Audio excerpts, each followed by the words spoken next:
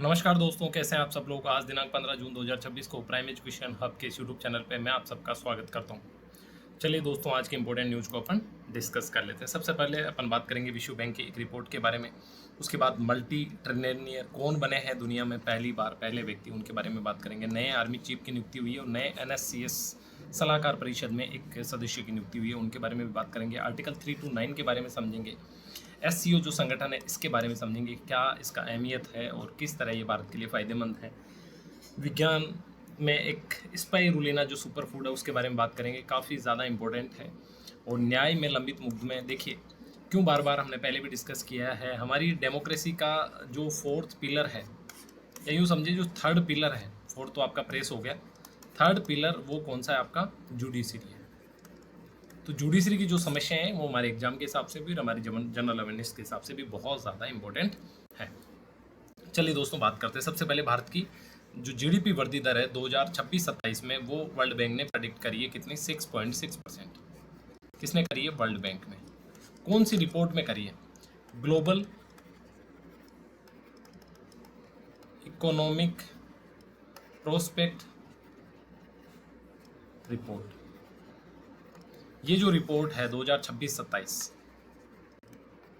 यानी कि world bank ने अपनी report global economic prospects report जो है उसमें भारत की GDP विकास दर 6.6% दुनिया में हाईएस्ट प्रेडिक्ट करी है। यानी कि दुनिया में सबसे तेज गति से बढ़ने वाली जो अर्थव्यवस्था होगी 2026-27 में, वो होगी भारत, जिसकी वृद्धि दर होगी 6.6%।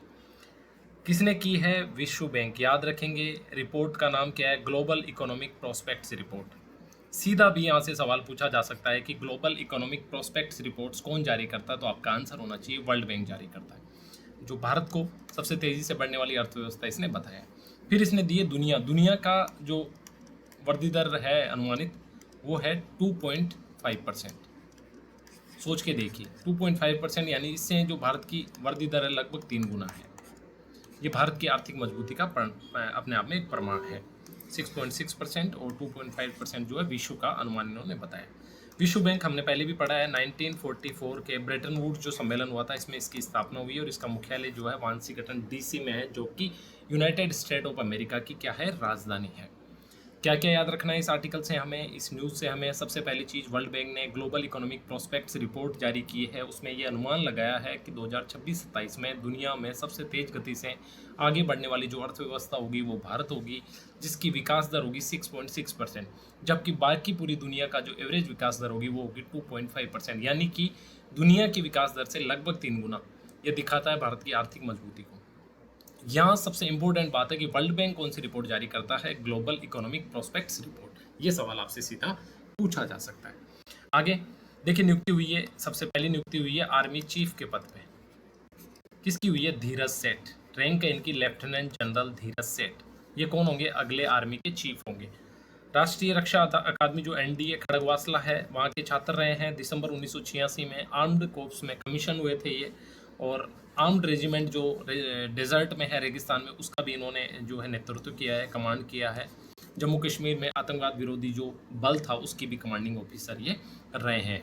तो ये बातें इंपॉर्टेंट उतनी ज़्यादा नहीं है। सबसे महत्वपूर्ण बात यह है कि अगले आर्मी चीफ कौन होंगे, लेफ्टिनेंट जनरल धीरज सेठ। ये सवाल आप इसको इंपॉर्टेंट लगा लीजिए, किसी भी पर्टिकुलर छोटे एग्जाम में आपसे पूछा जा सकता है। कब संभालेंगे पद, 30 जून को संभालेंगे, जब अभी जो सेना प्रमुख है जनरल उपेंद्र द्विवेदी, उनके रिटायर होने के बाद धीरज सेठ जो है वो भारतीय सेना के प्रमुख होंगे। इन्होंने ड्रोन फोर्स की स्थापना का श्रेय इनको दिया जाता है, जो कि भारतीय सेना का भविष्य है। किसको, धीरज सेठ को। और ये इनकी नियुक्ति में एक महत्वपूर्ण, हालांकि आर्मी के जनरल्स चीफ्स की नियुक्ति में वरीयता जो है उसको प्रमुखता दी जाती है, यानी कि जो सीनियर होगा सर्विस में उसको ही वरीयता मिलती है। हालांकि कुछ एक मौके ऐसे थे जहां पे इस वरीयता को दरकिनार कर दिया जाता है। दूसरी जो नियुक्ति हुई है लेफ्टिनेंट जनरल राजीव घई की, ये भी आर्मी के हैं। इनको राष्ट्रीय सुरक्षा परिषद सचिवालय, नेशनल सिक्योरिटी काउंसिल सेक्रेटरीट जो है NSCS, उसका नया सैन्य सलाहकार जो है नियुक्त किया है।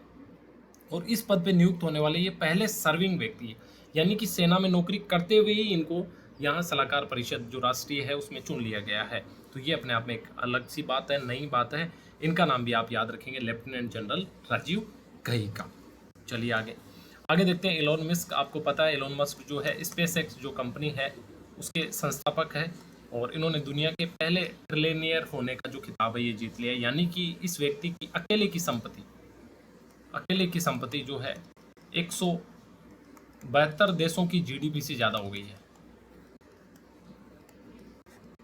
172 देशों की टोटल इनकम, टोटल जीडीपी से भी ज़्यादा हो गई है। यानी देखिए दुनिया में किस लेवल की असमानता जो है आ गई है। स्पेस एक्स का शेयर बाजार में इन्होंने आईपीओ किया और उसका बाजार मूल्य $2 ट्रिलियन हो गया है। बहुत बड़ा अमाउंट है, $2 ट्रिलियन। और ये अमेरिका के बाजार में सबसे बड़ा आईपीओ था। कुछ ये सारी बातें आप समझने की ज़रूरत नहीं है, थोड़ी टेक्निकल रहेगी, शेयर बाजार ये सारी चीज़ें आपके लिए इंपॉर्टेंट बात ये है कि दुनिया के पहले जो खरबपति है, ट्रिलियनियर है, वो बन चुके हैं कौन? एलोन मस्क, जिनकी कंपनी है स्पेस एक्स। इसका बाजार मूल्य है $2 ट्रिलियन और आईपीओ से जो राशि जुटाई वो $75 बिलियन। परीक्षा के लिए याद रखना है, ट्रिलियनियर यानी कि $1 ट्रिलियन से अधिक की संपत्ति, बिलियनियर यानी $1 अरब से अधिक की संपत्ति, और मिलेनियर यानी कि $10 लाख से अधिक की संपत्ति। ये जो है ये आपको याद रखना है एलोन मस्क के बारे में। आगे चलते हैं। देखिए एक बहुत दुर्भाग्यशाली न्यूज़ थी, जसपाल राणा जो थे भारतीय शूटर कोच थे बेसिकली, अभी तो 49 ईयर्स की एज में इनकी हार्ट अटैक से डेथ हो गई। महान कोच थे, उससे पहले महान प्लेयर भी थे। महान कोच क्यों कह रहे हैं? क्योंकि हमारी जो मनु भाकर का जो अचीवमेंट है उसमें सीधा बड़ा रोल जो है इनका रहा है। किसमें? मनु भाकर के अचीवमेंट में। देखिए इन्होंने खुद ने 15 पदक जीते, उनमें से 9 गोल्ड थे, 9 गोल्ड, और ये सारे इंटरनेशनल टूर्नामेंट में थे। राष्ट्रमंडल खेलों में भारत के सबसे सफल एथलीट थे और पदक तालिका में उनका जो योगदान है वो अविस्मरणीय है, बहुत शानदार है।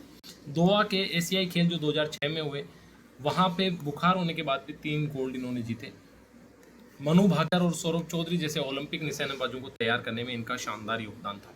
पूछा जा सकता है महत्वपूर्ण व्यक्ति थे भारतीय खेल जगत के, उनका हाल ही में निधन हुआ तो इनके बारे में सवाल आ सकता है। जसपाल राणा जी का नाम याद रखेंगे, भारतीय निशानेबाज थे, महान कोच भी थे।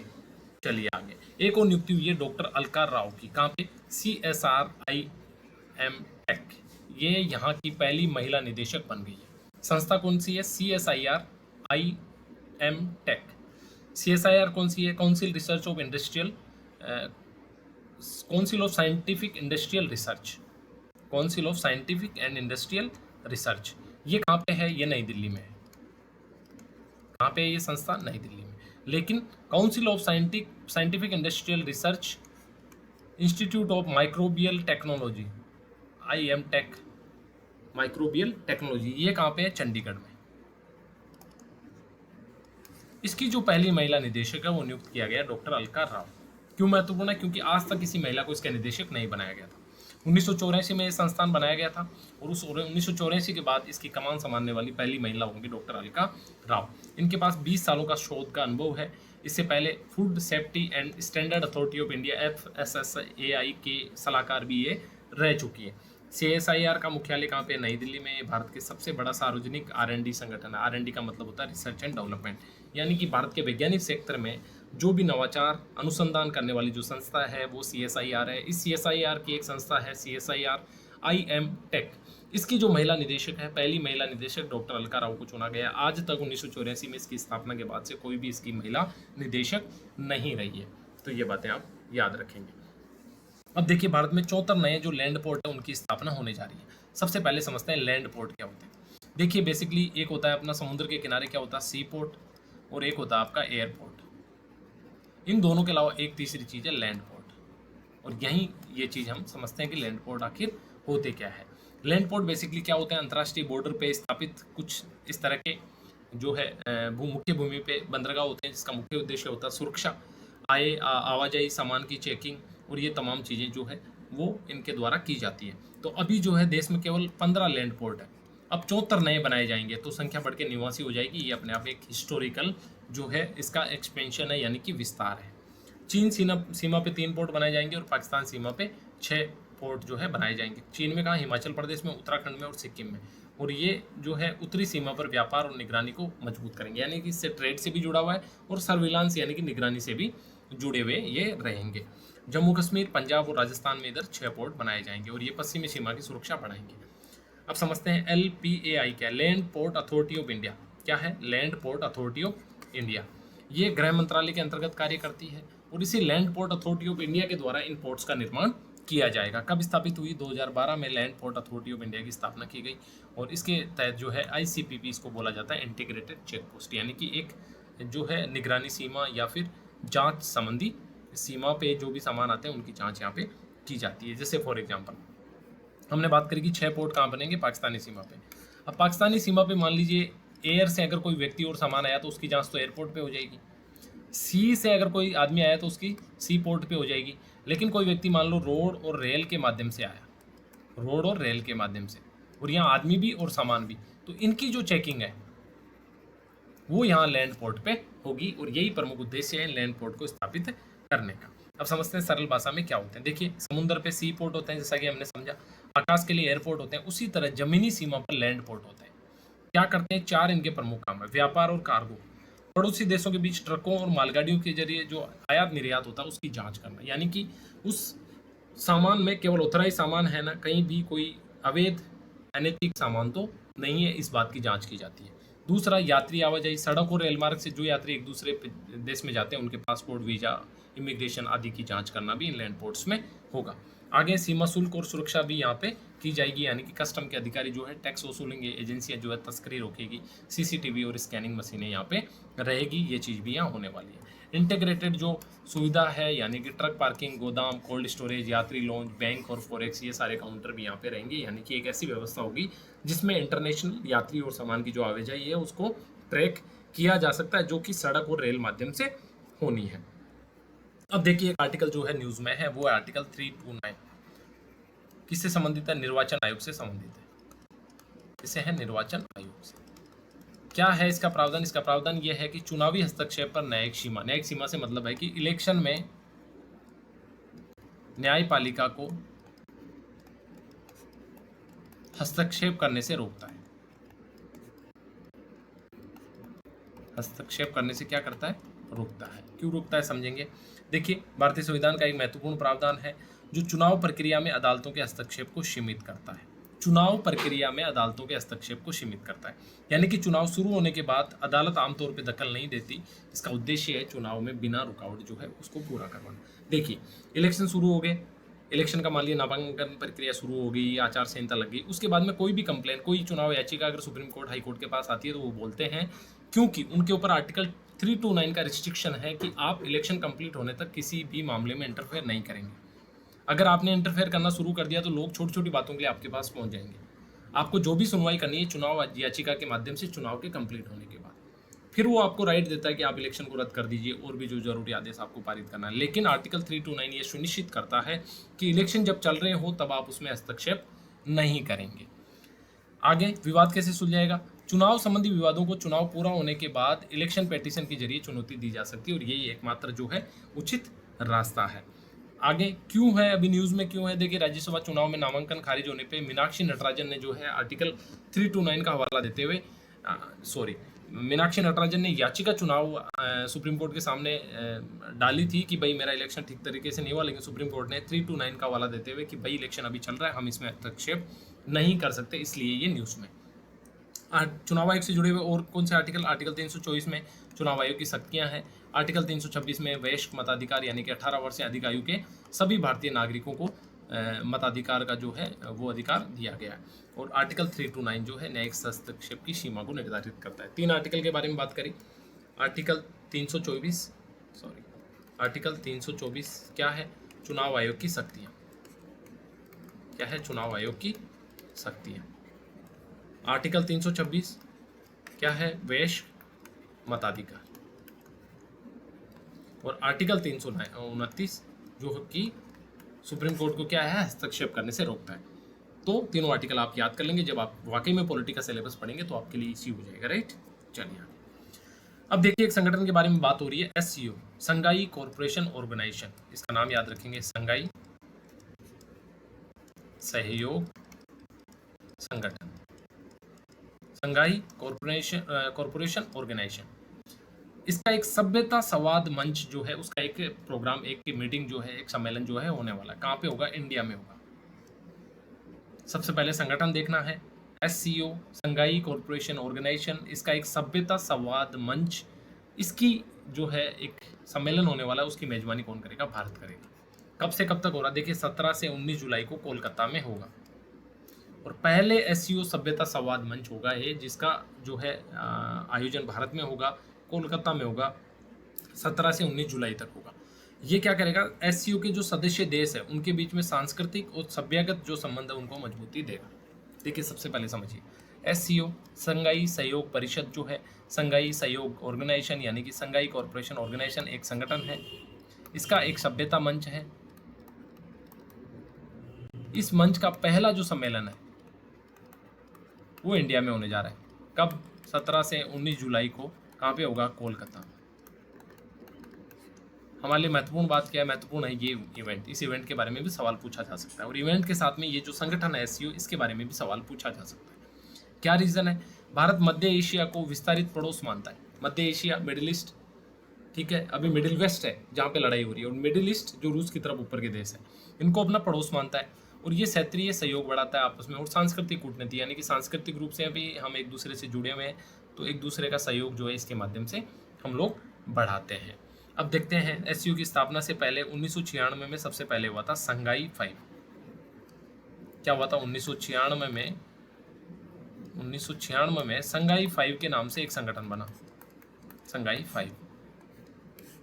उसके बाद 15 जून 2001 को एससीओ के रूप में पुनर्गठित हुआ। पहले संघाई 5 बना, फिर 2001 में क्या बना? एससीओ, जो वर्तमान एससीओ है वो। मुख्यालय कहाँ पे है? बीजिंग, चीन में है, ठीक है। और इसे पूर्व का नाटो भी बोला जाता है। पश्चिम का नाटो हमने पहले पढ़ा था कभी डिस्कशन में, कि मैं आपको थोड़ा सा बैकग्राउंड इसका बता देता हूँ। देखिए क्या होता है, 1945 में वर्ल्ड वार 2 जब समाप्त होता है, समाप्त होने के बाद जो अमेरिका है और रूस जो है, जो पहले यूएसएसआर था, दोनों आपस में एक दूसरे के प्रतिद्वंदी बन जाते हैं। अमेरिकन जो गुट है इसको पूंजीवादी गुट बोला गया, और इसको जो है साम्यवादी गुट बोला गया, ठीक है। इन पूंजीवादी देशों ने मिलकर एक संगठन बनाया, नाटो। कौन कौन थे इसमें? अमेरिका था और पश्चिमी यूरोप के देश थे। आप समझेंगे, यूरोप को आधा कर लीजिए और उसके बाद पश्चिमी यूरोप और अमेरिका जब मैप में देखेंगे, इन दोनों के देश थे। इन देशों ने मिलकर नाटो बनाया, नॉर्थ अटलांटिक ट्रीटी ऑर्गेनाइजेशन। क्या उद्देश्य था इनका? उद्देश्य ये था नाटो बनाने का कि हमारे ऊपर अगर किसी एक भी व्यक्ति के बीच ऊपर हमला हुआ तो सब पे हमला माना जाएगा, ठीक है। स्पेशली किसके अगेंस्ट में था? रूस के अगेंस्ट में था। तो इस संगठन में कौन है मेन? चीन और रूस। यानी कि इस नाटो का, इसको पूर्व का नाटो माना जाता है कि ये भी एक तरह का जो है सुरक्षा सहयोग जो है समझौता है, संगठन है। लेकिन आगे समझेंगे कि ऐसा है नहीं वास्तविकता में, जिस देश में भारत और पाकिस्तान दोनों एक दूसरे की सुरक्षा सुनिश्चित हो पाए, ये संभव नहीं है। लेकिन अगर एक बड़ी पिक्चर के रूप में देखें तो ये संगठन लगभग उस नेचर का है। क्यों है? सबसे पहला सदस्य जो है 10 सदस्य है इसमें अभी स्थायी। कितने हैं? 10। और आपको सदस्यों के नाम भी याद रखने हैं। पहला है चीन, आपको पता है, वो तो स्थापक सदस्य है। दूसरा रूस, ये भी सह संस्थापक सदस्य है। तीसरा भारत और पाकिस्तान 2017 में एक साथ एससीओ के सदस्य बने। ये एक ऐतिहासिक घटना है, क्योंकि दोनों देश किसी एक संगठन का एक साथ सदस्य बनना अपने आप में एक बड़ी बात है। उसके बाद मध्य एशिया के 4 देश, कौन से? कजाकिस्तान, किर्गिस्तान, ताजिकिस्तान, उज्बेकिस्तान, ये भी मूल संस्थापक है। यानी कि ये भी चीन और रूस के साथ में शामिल थे जब शुरुआत में इसको बनाया गया था। उसके बाद 2023 में ईरान शामिल हुआ, और अभी बेलारूस शामिल हुआ है लेटेस्ट। तो ये जो है टोटल 10 सदस्य इसके हो गए। संगठन बना हुआ है, इनके प्रमुख भी 1-2 साल में मिलते होंगे। अभी क्या हो रहा है? इसी एससीओ का एक सभ्यता संवाद मंच है। सभ्यता संवाद मंच से मतलब है कि ये सभी देश अपना जो है ऐतिहासिक रूप से एक दूसरे के साथ जुड़े हुए हैं, यानी कि इतिहास में भी इनके बीच में सभ्यता और संस्कृति के संबंध थे। उसी बात पे जोर डालने के लिए, उन्हीं पुराने संबंधों को और मजबूत बनाने के लिए इसका जो है एक सभ्यता संवाद मंच प्रथम जो ऑर्गेनाइजेशन, प्रथम जो सम्मेलन है वो इंडिया में हो रहा है। इंडिया में कहाँ हो रहा है? कोलकाता में हो रहा है। कब हो रहा है? 17 से 19 जुलाई के बीच। ये बात आपको याद रखनी है। अब देखते हैं आगे क्यों महत्वपूर्ण है। भाई एससीओ संगठन है, उसके बारे में इतनी बात हो रही है, महत्वपूर्ण क्यों है? इसका सबसे बड़ा है रेट्स, एक इसका जो है पहल है इसकी। क्या रेट्स का मतलब?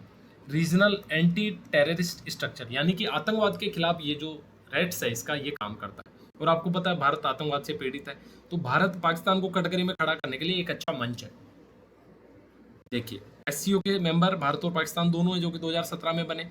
अब इसमें एक रेट्स पहल है, एक अलग तरह की इसकी विंग है जो कि आतंकवाद के विरुद्ध काम करती है। और भारत आतंकवाद से पीड़ित देश है, तो पाकिस्तान को खड़ा करने के लिए दुनिया के सामने उसको जवाबदेह बनाने के लिए ये जो तंत्र है एससीओ का, ये महत्वपूर्ण है। दूसरा, ऊर्जा तक पहुंच सुनिश्चित होती है। देखिए पाकिस्तान हमें जाने नहीं देता, तो मध्य एशिया के जो देश है तजाकिस्तान, किर्गिस्तान, उज्बेकिस्तान, ये सभी ऊर्जा में भरपूर है, इनके पास तेल और गैस के खजाने हैं, तो यहाँ तक अपनी पहुंच सुनिश्चित करता है। दूसरा, देखिए अमेरिका एक ही सुपर पावर ये दुनिया के लिए ठीक नहीं है, इसके बजाय जो है बहुध्रुवीय जो विश्व है वो होना चाहिए, यानी कि चीन, इंडिया, रूस, ये भी अपने आप में शक्तियां हैं और ये संगठन जो है इनको मजबूत करता है, यानी कि विश्व को जो है बहुध्रुवीय ये बनाता है। तो ये तीन जो है इसके प्रमुख उद्देश्य हैं, या उद्देश्य यूँ कहें भारत के लिए जो है फायदेमंद है, भारत के हितों की रक्षा करने वाले इसकी जो पहले हैं। अब देखिए हाल ही में 12 साल जो है मोदी जी को पूरे हो गए हैं और इसके ऊपर अलग अलग राज्यों के जो मुख्यमंत्री है वो अपनी अपनी तरफ से कमेंट्री कर रहे हैं। इसी कमेंट्री में जो है राजस्थान के मुख्यमंत्री ने कुछ बड़ी बातें बोली है। उन्होंने बोला है कि भाई देखो भारत की जो राजस्थान की जो प्रति व्यक्ति आय है, यानी कि राजस्थान का प्रत्येक व्यक्ति वार्षिक रूप से 2,02,349 रुपये उसकी आय हो गई है। अब ये आय में असमानता है क्योंकि ये सबकी एवरेज औसत आय बताता है। बहुत सारे लोग तो ऐसे होंगे जिनकी 20,000 भी नहीं होगी और कई सारे लोग ऐसे होंगे जिनकी 20 करोड़ भी होगी, ठीक है। लेकिन हमें तो डेटा याद रखना है, क्या है 2,02,349 रुपये प्रति व्यक्ति वार्षिक जो है आय हो गई है किसकी, राजस्थान की। दूसरा, हमने बात करी थी विश्व जो है 2.5% की गति से बढ़ रहा है, भारत 6.6% की गति से बढ़ रहा है, लेकिन राजस्थान 10.24% की वार्षिक वृद्धि जो है जीडीपी की दर से, विकास दर से बढ़ रहा है। तो राजस्थान ने यहाँ भी अपने आप को एक अचीवमेंट शो किया। और 12 ऐसे राष्ट्रीय कार्यक्रम है जिनमें राजस्थान फर्स्ट पे है। जैसे उनमें प्रमुख है पीएम फसल बीमा योजना, जो है सबसे ज़्यादा बीमे जो है राजस्थान के किसानों के हुए हैं। पीएम कुसुम योजना, जिसके बारे में हमने लगातार बात करी, सौर ऊर्जा से जुड़ी हुई योजना है। इसका कंपोनेंट ए और सी दोनों में राजस्थान प्रथम है। फिट इंडिया फ्रीडम रन जो है इसमें सबसे ज़्यादा इवेंट जो है राजस्थान में हुए हैं। और तंबाकू निषेध जो पुरस्कार है 2026 का, ये भी राजस्थान को मिला है। तो इस तरह ये महत्वपूर्ण पहले हैं, कुल पहले 12 जिनमें राजस्थान टॉप पे है, इंडिया में सबसे आगे हैं। अब कुछ राजस्थान की बड़ी विकास परियोजनाएं चल रही है, जैसे रिफाइनरी जो पंचपदरा में बनी है, ठीक है, 75,419 करोड़ रुपए की लागत से। क्षमता इसकी 9 MMTPA जो है। जिले से लाभान्वित होंगे बाड़मेर, जैसलमेर और जोधपुर। यहाँ पे रोजगार भी बढ़ेगा, निवेश भी बढ़ेगा और अन्य तरह की सुविधाएं भी विकसित होगी। आगे दूसरा बताया कि जयपुर का मेट्रो फेज 2 चल रहा है। हमने एक वीडियो के डिस्कशन में पहले किसी क्लास में डिस्कस किया था। आगे फिर अपन दोबारा इसको डिस्कस कर लेंगे। महत्वपूर्ण है क्योंकि सरकार अपने की प्रोजेक्ट के रूप में इनको बता रही है। ये 41 किलोमीटर बन रही है, 35 स्टेशन इसमें बन रहे हैं। हम उसमें सारा पढ़ेंगे कि कहाँ से कहाँ तक है, दोबारा पढ़ लेंगे जब कभी दोबारा न्यूज़ में रहेगा। राम सेतु लिंक परियोजना जो है, पहले जो है PKC इसका नाम था, पार्वती कालीसिंध चंबल परियोजना, अब इसका राम सेतु लिंक परियोजना कर दिया है। 2130 करोड़ रुपए की लागत से 2280 मीटर की जो है लंबाई है। 17 जिलों के 325 करोड़ लोग जो है लाभान्वित होंगे, पेयजल और सिंचाई दोनों से मिला के। तीसरी, यमुना जल समझौता हुआ है। 3 जिलों को फायदा होगा, सीकर, झुंझुनू और चूरू को, शेखावाटी सेक्टर के लिए। कहाँ से, हरियाणा के साथ समझौता हुआ है। 3 लाख किसानों को यहाँ से सिंचाई की सुविधा मिलेगी। तो ये तमाम जो है की प्रोजेक्ट राजस्थान सरकार अपने दिखा रही है कि भाई हमने इन प्रोजेक्ट में शानदार काम किया है। अब अदालतों की हमने बात करी, 5.5 करोड़ केस जो है पेंडिंग है, यानी कि इतने फैसले लंबित है भारतीय न्यायपालिका में। ये देश भर की अदालतें, इसमें कौन सी है, सुप्रीम कोर्ट भी है, हाई कोर्ट भी है और डिस्ट्रिक्ट कोर्ट भी है, ठीक है। सारी अदालतों में मिला के ये केस जो है पेंडिंग है। अब हमारे यहाँ 10 लाख की जनसंख्या पे कितने जज है, 22। लेकिन 1987 की विधि आयोग की जो रिपोर्ट थी उसकी अनुशंसा थी कि कम से कम 50 जज हो भाई।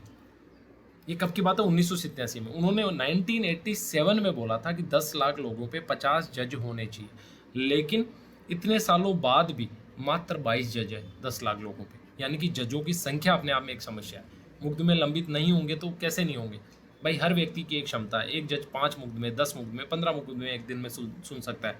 जब जजों की संख्या ही कम है तो मुकदमे तो हर साल बढ़ते जाएंगे। आगे, इन 5.5 करोड़ का 85% जो है निचली अदालतों में पेंडिंग है, यानी कि सुप्रीम कोर्ट में कम है, उससे फिर ज़्यादा हाई कोर्ट में, और सबसे ज़्यादा जो है यानी कि मैक्सिमम जो पोर्शन है मुकदमों का लंबित, वो निचली अदालतों में। रीजन, न्यायाधीशों की कमी पहला कारण हो गया, हमने बात कर ली ऊपर। साथ में स्टेनोग्राफर और क्लर्क जैसे जो छोटे कर्मचारी है, इनकी भी भारी कमी है। इनकी भी नियुक्तियां जो है हाई कोर्ट्स और सुप्रीम कोर्ट्स और निचली कोर्ट्स में नहीं हो रही। आगे, डिजिटल अवसंरचना की कमी है। देखिए, ई कोर्ट के प्रयास किए, वीडियो कॉन्फ्रेंसिंग की सुविधा करेगी भाई कोर्ट से। अरे भाई, एक तिहाई 1/3 न्यायाधीश के पास तो कंप्यूटर भी नहीं है। किसमें करेगा वो वीडियो कॉन्फ्रेंसिंग? यानी कि basic infrastructure, basic digital infrastructure वो न्यायालयों में है ही नहीं। बात बड़ी बड़ी बातें होती है कि न्यायाधीश इस तरह का ये प्रयास है, ई कोर्ट्स है, आपकी वीडियो कॉन्फ्रेंसिंग है, लेकिन वास्तविकता ये है कि भाई 100 में से 33 न्यायाधीशों के पास तो कंप्यूटर भी नहीं है सामने।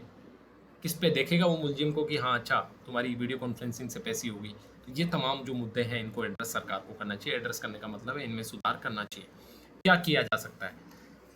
Justice chief justice of India justice Suryakant जो है उन्होंने एक समिति का गठन की पहल की है। ये समिति 40,000 से 50,000 करोड़ के बजट की मांग करेगी कि भाई ये पैसा दो ताकि न्यायालयों की जो डिजिटल इंफ्रास्ट्रक्चर है, जो बाकी इंफ्रास्ट्रक्चर है, टॉयलेट नहीं है, पीने के लिए पानी नहीं है, हमारे जो न्यायालय हैं उनमें ये सारी सुविधाएं हम करेंगे। इसके लिए सरकार से बजट की मांग कर रही है। आगे डिजिटीकरण, केवल डिजिटलीकरण से काम नहीं चलेगा, अधिकार आधारित डिजिटलीकरण करना पड़ेगा। यानी कि लोगों के जो राइट है उसके हिसाब से आपको सोचना पड़ेगा। ये सीजीआई ने बोला है। 2016 में एक अन्य न्यायाधीश ने भी इसकी स्थापना का सुझाव दिया था, लेकिन सीरियस नहीं लिया गया। अब देखिए मेन समस्या क्या है। केंद्र सरकार न्यायिक अवसंरचना के लिए, केंद्र सरकार न्यायिक अवसंरचना यानी कि न्यायालय के लिए भौतिक ढांचे के निर्माण के लिए केंद्र प्रायोजित योजना चलाती है। और केंद्र प्रायोजित योजना में जो बजट का रेशियो रहता है वो 60-40 रहता है। ये केंद्र का, ये स्टेट का। अब राज्य सरकारें अपना 40% हिस्सा देने में विफल है, वो देना ही नहीं चाहती, क्योंकि कहाँ वोट मिलते हैं न्यायपालिका के नाम पे। राज्य सरकार को तो अपना सारा पॉपुलर स्कीम में देना है, ऐसी स्कीम में देना है जिनकी वजह से उनको वोट मिले, तो फिर कैसे काम चले। सबसे बड़ी समस्या यहाँ पे, इस पॉइंट को आप हाईलाइट करेंगे, इसको आप याद रखेंगे, ठीक है। आगे देखिए, अब एक नई जो आर्टिकल हमने डिस्कस करना है वो है स्पाइरुलिना के बारे में। अब देखिए इंडिया में एक बड़ी समस्या है, वो क्या है? कुपोषण की समस्या।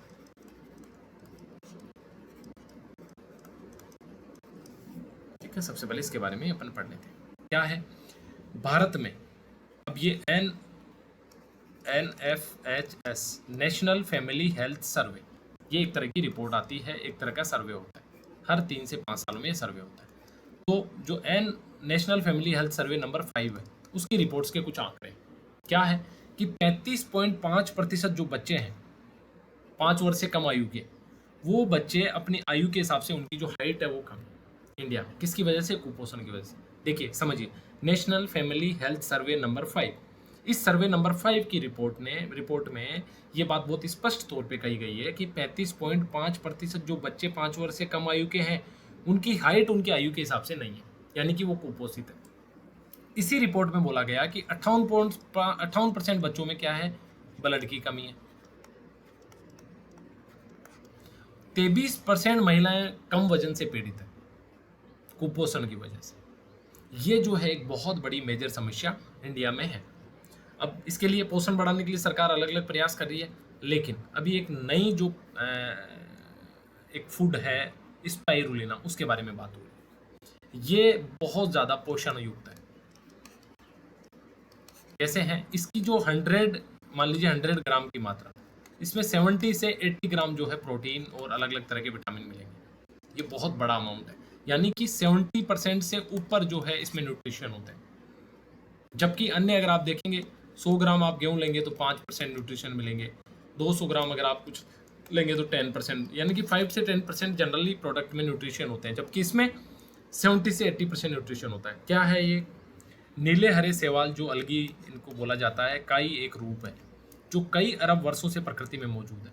ये एक जलीय जीव है, यानी कि जल में होने वाला एक पदार्थ है जो सूर्य की ऊर्जा से प्रकाश संश्लेषण का यूज करके अपना भोजन बनाता है।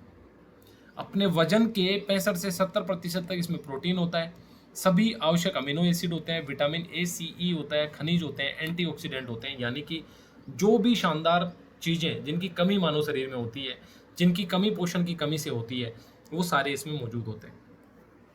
हार्ट के स्वास्थ्य के लिए भी अच्छा है, रोग प्रतिरोधक क्षमता भी इसमें अच्छी है, और सबसे बड़ी बात कार्बन सिंक, यानी कि ये वातावरण से CO2 का अवशोषण करता है, यानी कि जो प्रदूषण है उसको भी कम करने में सहायक है। तो इस तरह का, और भारत की जो स्थिति हमने पहले समझी कि 35.5% जो बच्चे हैं वो अपनी एज हाइट से कम है, 58% में खून की कमी है, 23% महिलाओं का वजन कम है। ये तमाम जो समस्या है वो भारत में पहले से है। अब देखिए इसकी खेती में विशेषता क्या है। कठिन परिस्थितियों और खराब पानी में भी उग सकता है, जो कि भारत में है ही ऑलरेडी, खराब पानी की कोई कमी नहीं है। और कठिन परिस्थितियां यानी कि एक्सट्रीम वेदर में भी, ज़्यादा गर्मी है वहाँ पे भी ये उग सकता है। 2-3 दिन में इसकी मात्रा दोगुनी हो जाती है और 10 से 14 दिन में कटाई के योग्य हो जाता है। यानी कि प्रोसेस बहुत स्मार्ट है, बहुत सिंपल है, बहुत शॉर्ट है, छोटे टाइम में इसका प्रोडक्शन हो जाता है। ठीक है। तमिलनाडु जो है सबसे बड़ा उत्पादक राज्य है इसका, वहाँ लगभग 2000 से 2500 टन का वार्षिक उत्पादन होता है। ठीक है। खुले तालाब में भी हो सकता है। 5 से 8 हज़ार रुपये किलो तक इसका जो भाव है, यानी कि किसानों को प्रोत्साहित किया जाना चाहिए। एक तो किसानों की आय बढ़ेगी और पोषण की जो समस्या है वो भी कम होगी। नासा ने अपने अंतरिक्ष यात्रियों को ये जो प्रोडक्ट है ये खिलाया था, यानी कि इसकी अहमियत आप समझ सकते हो कितनी ज़्यादा है। आगे सरकारी नीति में, यानी कि गवर्नमेंट की जो पॉलिसी है उसमें शामिल होना चाहिए। ठीक है। ICAR जो कृषि का एक निदेशालय है, कृषि में रिसर्च करता है, भारतीय कृषि अनुसंधान परिषद, इसने भी जो स्पाइरुलिना है इसकी खेती को बढ़ावा देने का जो है अप्रूवल दिया है। सेहत मिशन में शामिल करने का सजेशन है कि कृषि मंत्रालय का जो सेहत मिशन है, यानी कि लोगों के स्वास्थ्य को लेकर जो मिशन है उसमें शामिल किया जाना चाहिए। और इसकी मांग में 15 से 20% की दर से वृद्धि होगी, यानी किसानों के लिए फायदेमंद रहने वाला है। उत्पादक राज्य तमिलनाडु में सबसे ज़्यादा, उसके बाद कर्नाटक, फिर आंध्र प्रदेश और महाराष्ट्र तेलंगाना में भी इसका उत्पादन होता है। यानी कि टॉप इसके उत्पादक राज्य सबसे पहले तमिलनाडु, उसके बाद कर्नाटक और तीसरा है आंध्र प्रदेश। तो ये भी आप याद रखेंगे। आज हमने विश्व बैंक की ग्लोबल प्रोस्पेक्ट्स रिपोर्ट्स के बारे में पढ़ा, आर्मी चीफ की नियुक्ति धीरज सेठ की हुई है उसके बारे में पढ़ा, एलोन मस्क दुनिया के पहले खरबपति बन गए उनके बारे में पढ़ा, आर्टिकल 329 के बारे में पढ़ा, SCO के बारे में पढ़ा, स्पाइरुलिना के बारे में पढ़ा कि एक नया प्रोडक्ट है जो पोषण युक्त है, land port authority of India के बारे में पढ़ा, होम मिनिस्ट्री के अंडर में आती है, राजस्थान 12 योजनाओं में प्रथम है, GDP जो है 10.24% की ग्रोथ रेट से बढ़ रही है, न्यायपालिका में बहुत ज़्यादा सुधार की आवश्यकता है। ये तमाम जो मुद्दे हैं, ये तमाम जो न्यूज़ है हमने डिस्कस करी है। देखिए सबसे महत्वपूर्ण बात है, आप बहुत ज़्यादा क्वेश्चन एग्जाम में मिल रहे हैं, यानी कि हमारी अप्रोच सही है। लेकिन आप एक चीज़ हमेशा ध्यान रखना, आप क्वेश्चंस तभी राइट कर पाएंगे जब आप रेगुलर इंटरवल पे इसके नोट्स बना के रिवाइज करेंगे। ठीक है। तो अच्छे से नोट्स बनाने हैं, रिवाइज करना है और उसके बाद में अपनी स्टडी को कंटिन्यू रखिए। चलिए फिर ध्यान रखिए अपना। Thank you so much. जय हिंद।